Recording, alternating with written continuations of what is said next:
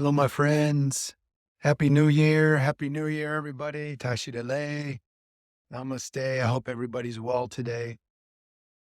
I want to wish everybody a happy New Year. I hope everybody's healthy and happy and feeling good.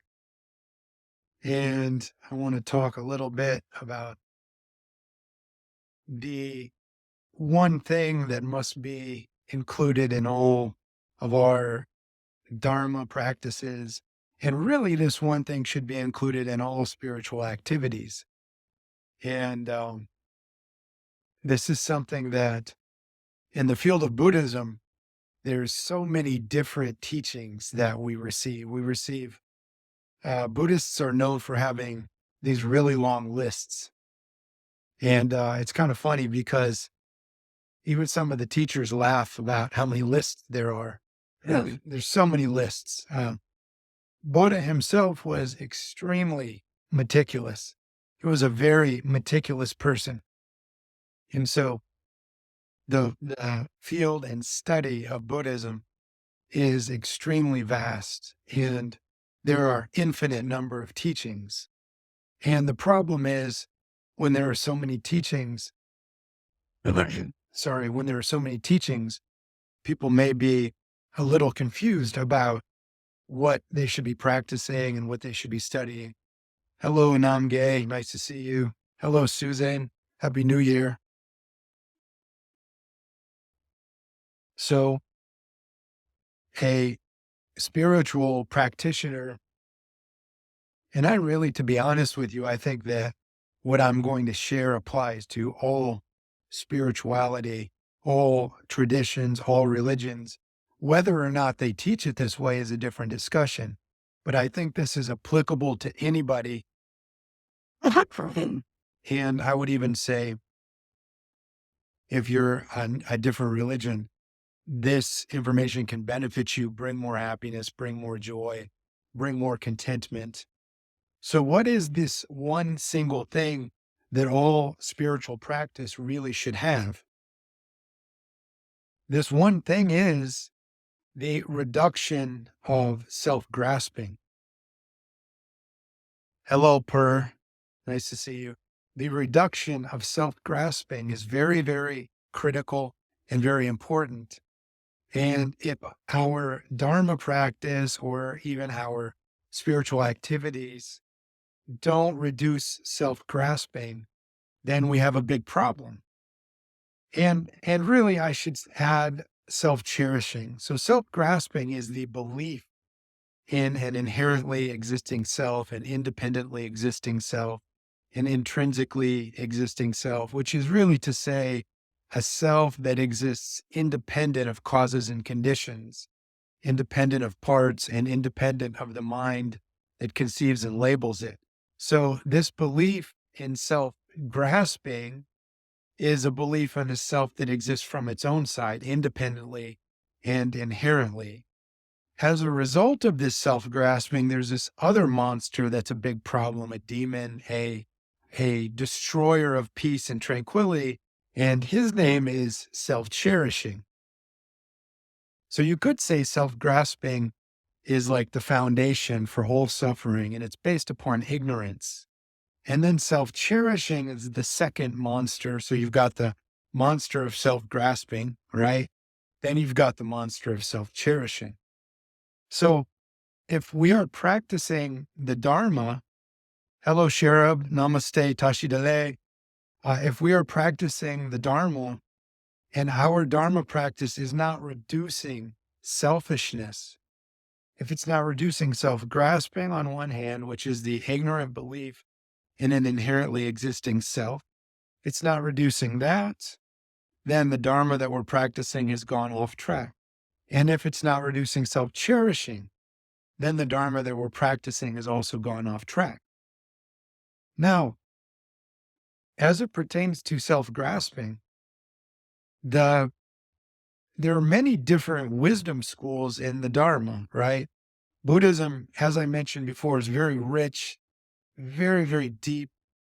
And when we study, cultivate, and analyze and practice and meditate upon wisdom, one of the first things that we're taught to do is to reduce self-grasping. What is this self? One has to ask the question, what is this self? And maybe I should say, what is this self? Because you really need to add a quotation mark to the self, because we should be very distrusting of this self. This does not mean that there's no conventionally existent self, because if you hit me, then I feel pain. That's all. That's the only proof you need to know that there's a self here. There's this, if you put your hand on the fire, it burns and you experience pain. Therefore, we know there's a self, but what we're calling into question here is how the self exists, right? And a lot of people are practicing the Dharma, and maybe you're new, or maybe you've been practicing the Dharma for a long time. But it's so important that we understand that the purpose of our Dharma, of course, the purpose is bodhicitta, right? To become a Buddha in order to benefit all sentient beings, especially those beings that we dislike. The beings who are difficult, who are impatient, angry, they say things that make us upset. We should definitely have them in mind when we think of becoming a Buddha to benefit all sentient beings. But back to what my point was. So we all have this bodhicitta, which is this goal to become a Buddha. What is the main obstacle to Buddhahood? The main obstacle is selfishness, self-grasping, self-cherishing. These two difficult monsters cause us all of our suffering. So what is this self? One thing that you have to understand is the object of refutation. Now, my line of thinking will come from the Prasangika Madhyamaka ancient Indian school of wisdom, Nagarjuna, Chandrakirti, several masters, and Tsongkhapa, Lama Tsongkhapa. These masters helped teach us and clarify the Buddha's teachings on dependent origination in a way that makes it very easy for us to understand, as compared to after some of these Indian masters passed away. There was a great deal of confusion about wisdom, even within the Tibetan Buddhist schools. So when we ask, what is this self? We're analyzing our object of refutation, which is, or I should say, when we ask, what is this self? We need to look at how the self appears to us. Because if this belief in an inherently existing and independently existing self is the one thing we should be diminishing, because it's a obstacle and a barrier to our ability to become Buddhas, then we have to say, well, what is this self? Okay. We have to investigate, analyze, contemplate what this self actually is. So we have to understand the inherent, when the self appears in our mind, we have a habitual instinct.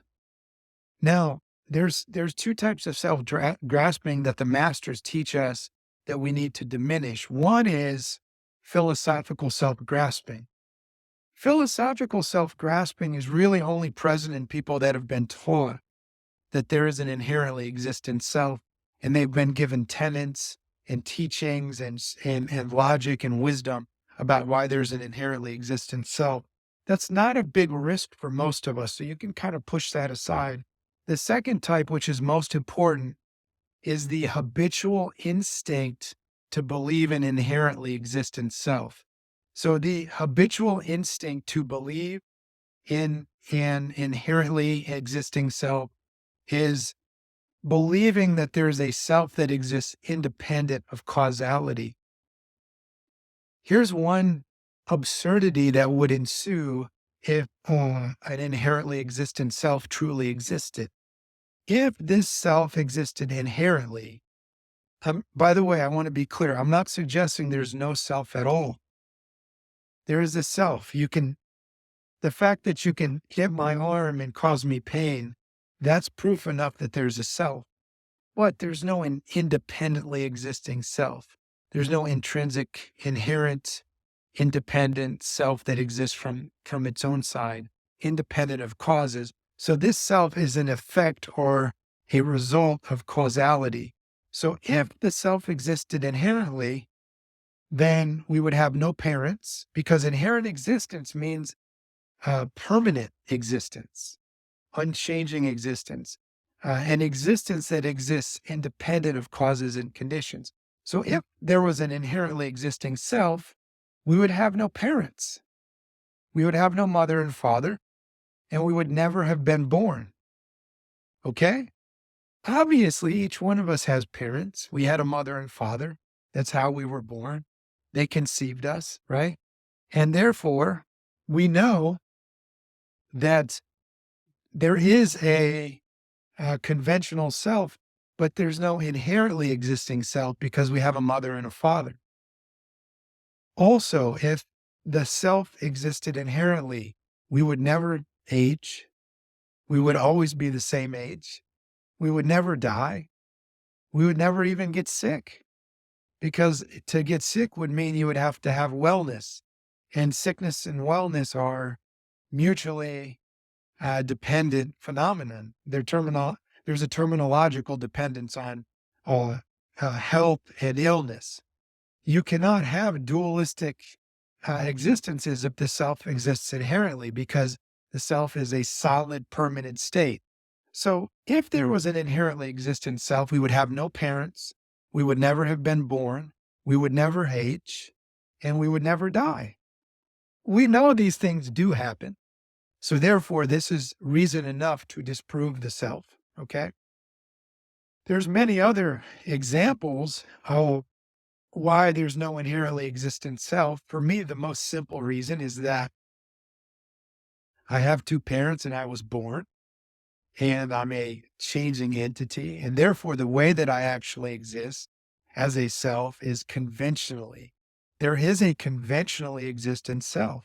It exists in the power of thought and terminology. It exists by the power of consensus. There's a consensus that will use the word self to define whatever this is.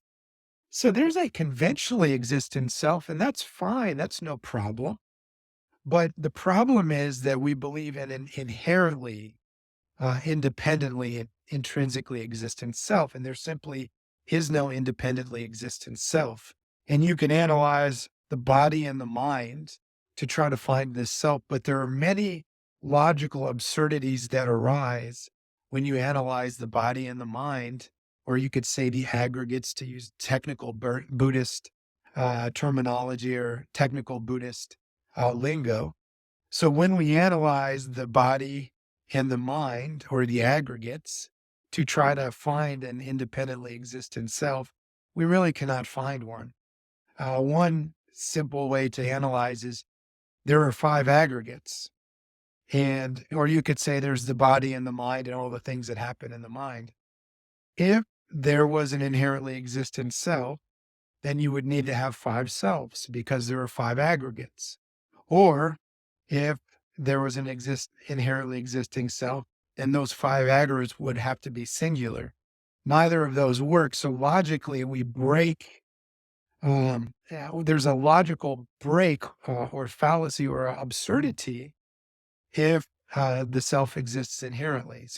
So one logical absurdity is you would need to have many selves, but we know there's just this one self. Okay.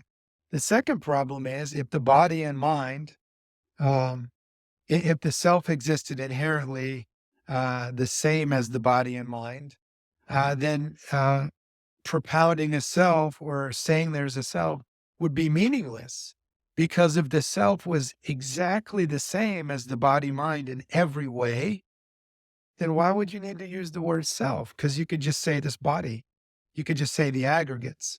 So there's no need to add a head on top of a head. If you already have a head, why would you need to add a second head? So if the self is identical to the body, then why would you need to call it a self? Because you could just call it the body. So therefore, we know that there's no inherently existing self. There's no self independent, independently existent, inherently existent. So there's many, many, explanations of how there's no self. And all of our Dharma practice should be aiming directly at the reduction, destruction, and obliteration of this belief in an inherently existent self. Again, this does not mean that there's no self whatsoever. That would be nihilism. There is a self that exists conventionally. So the conventional existent self eradicates the false belief in nihilism, which is the belief that nothing exists. And why should we? Some people think emptiness is saying that nothing exists, and that's false. Phenomena do exist, and if you put your hand on a stove, you'll know pain is real. It's conventionally real, though. Okay, so the conventionally existent self negates and eradicates the false view of nihilism. And then the lack of intrinsic existent self, or the lack of an intrinsically or inherently or independently existent self, this eradicates the false view of eternalism or substantialism. So the perfect middle way path is this understanding that there is no inherently existent self. It's empty of it. The self is empty of inherent existence, but there is a conventionally existent self. So all Dharma practice should be aiming at destroying this false thought of an inherently existent self. All Dharma practice should be reducing this belief in an inherently existent self. Because until we remove this evil thought from the root, we have to rip it out from the root.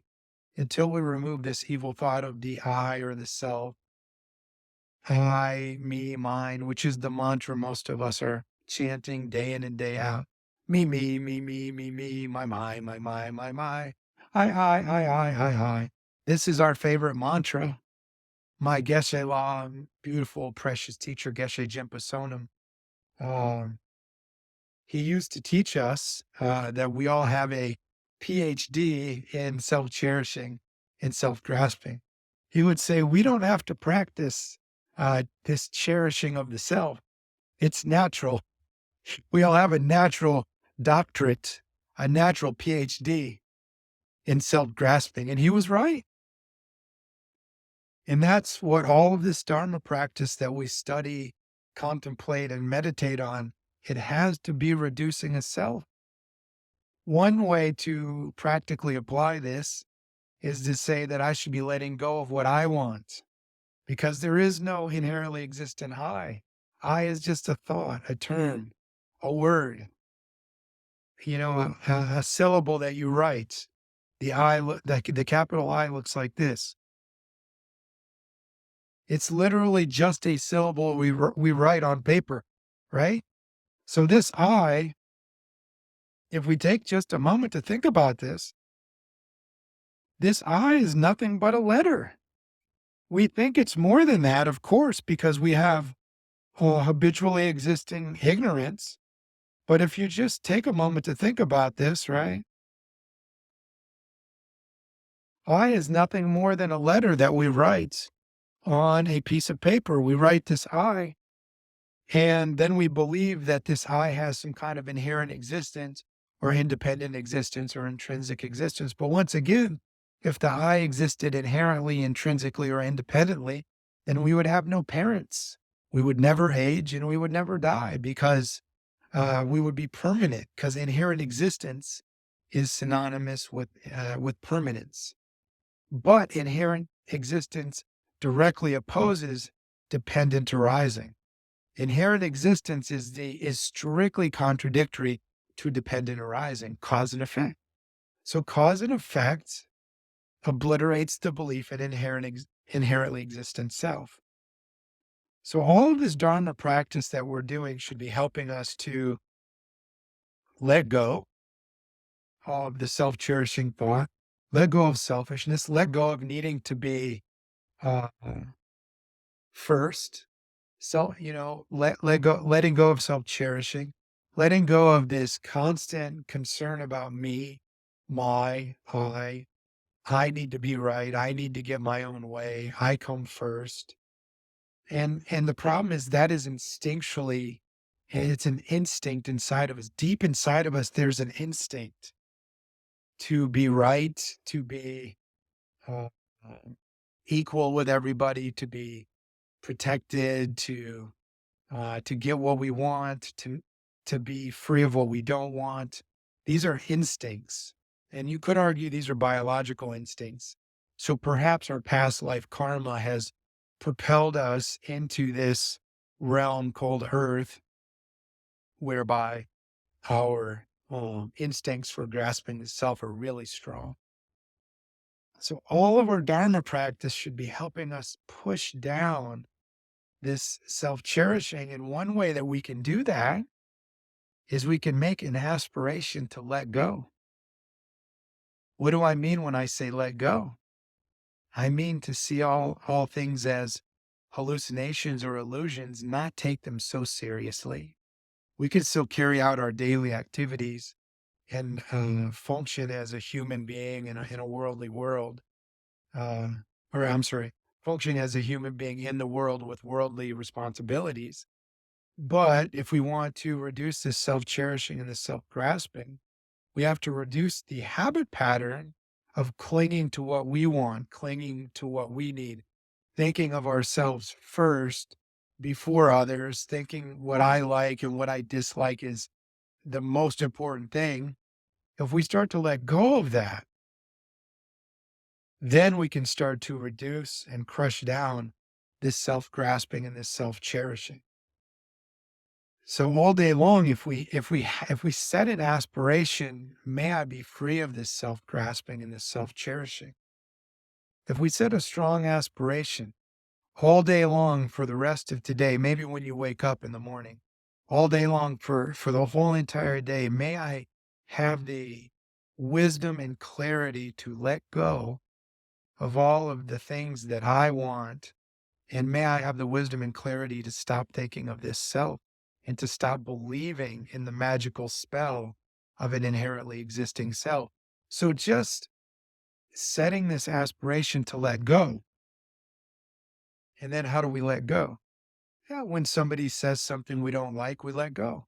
Don't even say anything. Just take a deep breath and let it go. Let it be. Don't try to control everything, right? So if we go through the day letting go of the strong clenched fist in the mind, letting go of this and letting things be, letting things arise, and watching the impermanent arising and ceasing all day long. Every word I speak arises and then falls. Uh, there's an arising and a fall, right? So you hear the arising and then the falling of the sound. And of course, we can see, hear, smell, taste, touch, and think. Those are the six sense bases. So if we're letting go of visual form, letting go of sound, sight, sounds, letting go of smells, letting go of tactile sensations, sight, sound, hearing, smelling, seeing, hearing, smelling, tasting, and touching, letting go of all those, and maybe most importantly, letting go of thoughts. The problem with thoughts is that they constantly arise in the mind, and most of us don't have enough clarity to see every thought arise. And by the time it arises, it starts to dominate us with our likes and our dislikes. But if we firmly make this aspiration prayer every morning, may I let go of what I want. May I let go of everything that bothers me. And may, through letting go of these things, may love, compassion, kindness, gentleness, tender concern for others, may all of these beautiful things flourish like a spring flower opening up for the sun. As a result of me letting go of the self-cherishing and the selfishness and the mischaracterization of what I am, believing that it exists independently and inherently. If the self existed independently and inherently, we would never need water. We would never need food. We would never need a roof over our head. We would be able to live out in the open in a 0-degree Arctic temperature. We would not need food, water, oxygen. If the self existed inherently, we would never need to breathe. Obviously, we do need to breathe. We need to eat. We need to sleep. We need clothing. We need shelter. The reason we need these things is because the self exists independently on causes and conditions. We need the proper conditions for the self to be alive and for the self to exist. So this self is dependent on a whole myriad of causes and conditions. So every day, if we strengthen our wisdom factor, and again, we make a strong aspiration, may everything I do, may every Dharma practice I engage in, and even may every worldly practice I engage in, reduce self-grasping, reduce self-cherishing, so that I can finally be free and I can be unbound from these horrible shackles, this conceptually created prison of I that's been causing all of my stress, anxiety, suffering, sadness, sickness. It's been causing our dissatisfaction for infinite eons, infinite lifetimes. So why would we possibly want to service our worst enemy, which is a belief in an inherently existent I? One of my favorite books is, I believe it's called The Essential Mind Training by Thupten Jinpa. There's a paragraph in the commentary on the 7-point mind training written by Sichilbu Choki Gyaltsen. And it goes like this. It says, all my shortcomings and defects arise from grasping at selfhood. From beginningless time, I've held on to a self when there was none. Wherever I was born, though there was no self, I have grasped this body as the basis of my selfhood. Taking its side, I've resorted to rejection and affirmation, depending upon whether I deem something to be desirable or undesirable. In this way, I've accumulated negative karma and afflictions again and again, and this has caused me to endure the incalculable suffering of the beginningless cycle in general and the unfathomable suffering of the lower realms in particular. As long as I continue to take this self, as long as I fail to view this self as the enemy, I will continue to seek its well-being. As a result, I will suffer longer in the infinite cycle of existence than ever before. This self-cherishing brings all the suffering of the 3 times. Since this self has been my enemy and executioner from beginningless times, this means all of my deaths in the beginningless cycle of existence were not caused by anyone, but rather they were caused by this self. And where does this self exist? It exists in my own heart. That paragraph is like this super powerful depiction of the whole entire samsaric existence that we find ourselves in. So this self-cherishing and this self-grasping are responsible for all of our suffering. If you have an argument with somebody, the only reason that you can have this argument is because of you're holding on to what you want. And the reason you're holding on to what you want is because you think, if I don't get this, it's going to be bad. It's actually really that simple. I want. Or we're like cavemen and cavewomen. I want. And there's just this internal feeling, right? When we have a disagreement, it's just like a fire that just naturally arises every time something unpleasant comes before us, and we kind of allow it to dominate us. Imagine being free from that. Imagine if you just had constant peace, constant tranquility, constant joy, constant laughter. There's a post I share of the Dalai Lama laughing, and his laughing is infectious. it's completely contagious. Yeah, it's like you see him laughing and you just start laughing because he's just so beautiful and full of joy and him and loving energy and playfulness. That's something that one Lama once said. One of the most important teachings of the Tantra, the highest yoga Tantra and the Vajrayana is laughter, playfulness, not taking ourselves so seriously. So the single purpose of all Dharma is to reduce self-grasping and to reduce self-cherishing.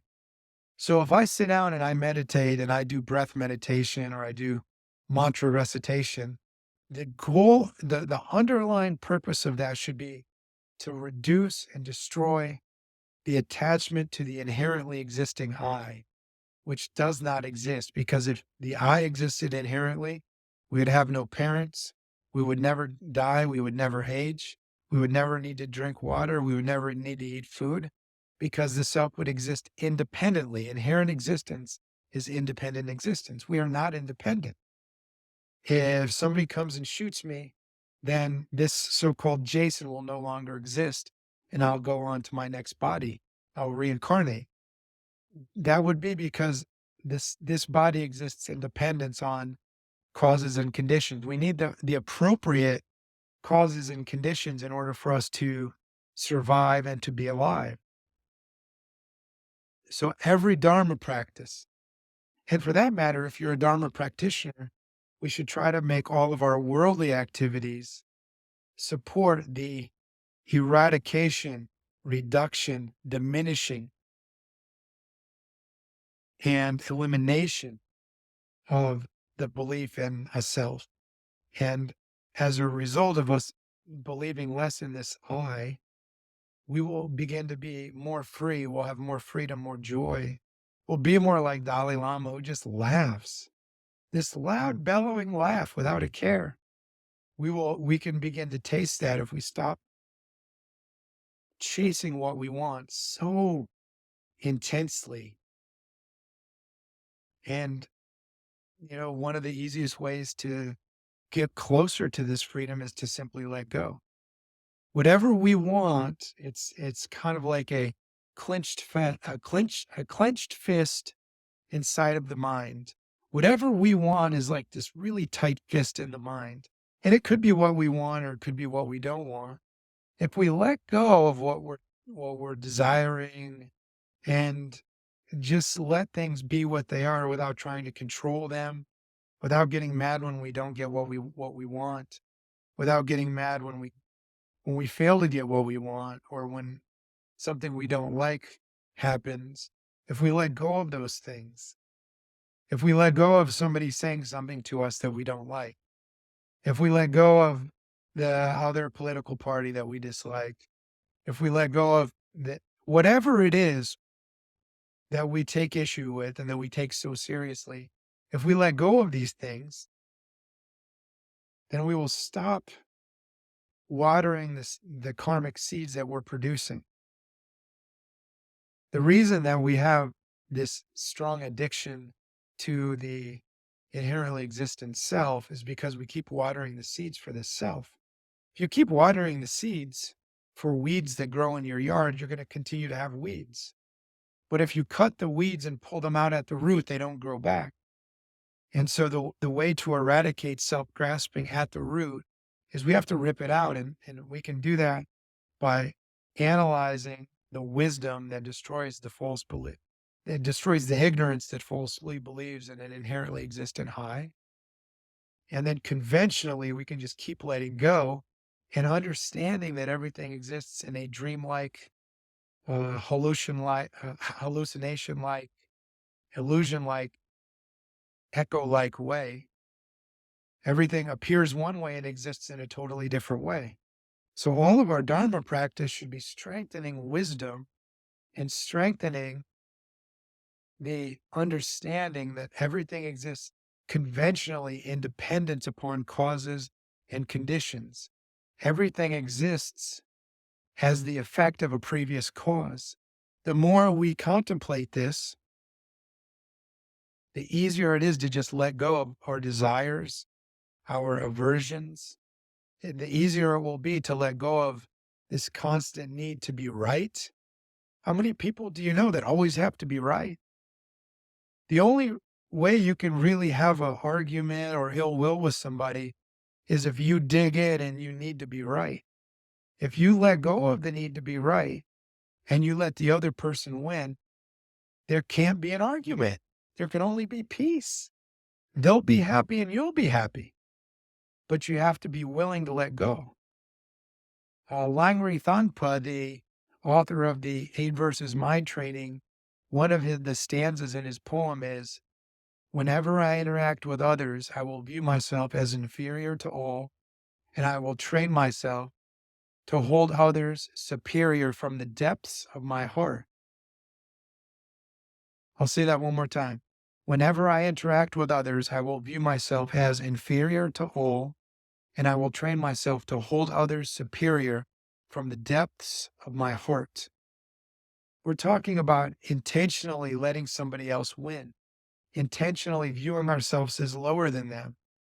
And I believe that that's a manifestation of love.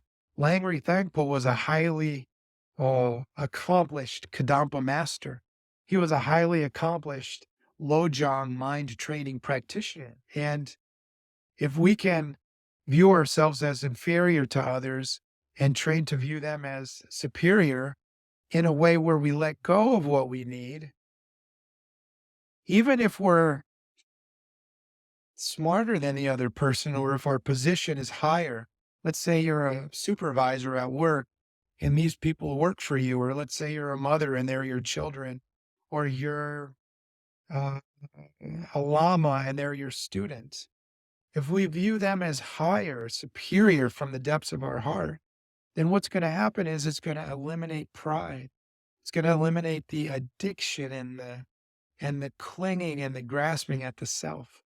And once we remove and rip the self out at the roots, then we have peace, tranquility, joy, appreciation, gratitude, love, compassion, happiness, generosity. These things all come when we remove the self-grasping that so fundamentally destroys our peace. Our very reason for being here in samsara is because we believe in this I. And then we act out all of our karmic habits and propensities that just continue to make the I stronger. So all of our Dharma practice must crush this self-cherishing belief.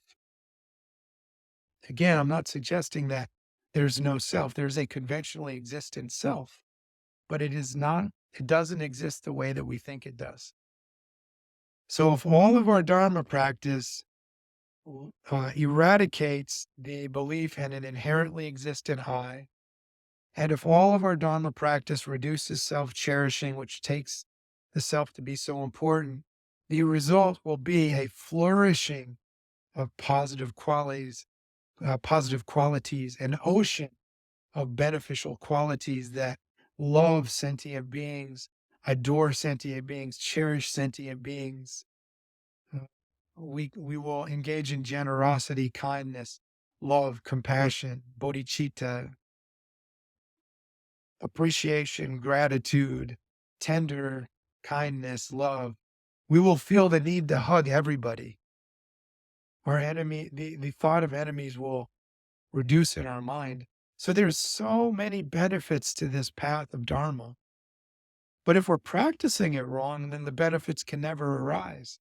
If we're practicing Dharma and then we get up from the cushion and we're yelling at people and we have if our opinions are very, very strong and we really, really need to be right, we're not practicing Dharma correctly. If we practice Dharma correctly, then our opinions start to dissolve by themselves. And then it will become easy to be joyful. Okay, I think I've ranted too long. I love you all. As a result of this Dharma practice, may all mother sentient beings benefit. May all mother sentient beings and their suffering be completely eradicated. May joy, happiness, love, compassion, generosity, patience, gratitude, peace, contentment arise in the hearts of all sentient beings. May we view all sentient beings like our own mother or our own children. And may, most of all, may love, which is the wish for others to be happy, arise in the hearts of all sentient beings. With this, I dedicate the merit of this long Dharma rant, and I hope for the peace and contentment of everybody, not only on planet Earth, but on all planets and all realms of existence. May all beings have happiness. With this, I dedicate the merit to all of you. I love you, my friends. Big hugs. May you have happiness, health, contentment, wealth, and may love and compassion for all sentient beings arise in your heart spontaneously.